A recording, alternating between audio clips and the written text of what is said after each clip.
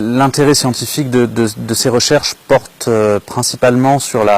on va dire sur la connaissance un peu de l'évolution topographique, monumentale de ce village de Sénez, qui a été pendant très longtemps une petite capitale dès l'époque romaine, puis le siège d'un évêché à partir du VIe siècle. L'intérêt de ce site réside principalement dans le devenir et l'évolution de cet évêché au cours d'une période qui reste extrêmement mal connue, qui est celle du Haut Moyen-Âge, entre le VIe et le XIe siècle, au cours de laquelle on n'a plus aucun texte qui nous renseigne sur l'histoire de cette région et de ces vallées, où l'archéologie et la recherche, la fouille archéologique est à même de mettre en évidence un certain nombre de vestiges qui vont illustrer justement la vie de ces vallées au cours de cette période. On a effectivement dans la cathédrale une zone qui est particulièrement importante et particulièrement intéressante. Sur cette petite zone de quelques mètres carrés, on a conservé sur plusieurs mètres d'élévation à peu près 1500 ans d'histoire du monument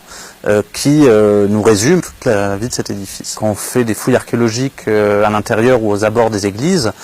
quasi systématiquement on va retrouver des inhumations, puisque au Moyen-Âge le cimetière s'organise à l'intérieur et autour de l'église, et l'église est un lieu d'inhumation privilégié. On peut dater un mur à partir de la tombe qui l'accompagne, et par ailleurs l'étude de ces sépultures nous renseigne aussi sur l'évolution des pratiques funéraires et sur la manière dont on conçoit la mort au Moyen-Âge. C'est un site qui est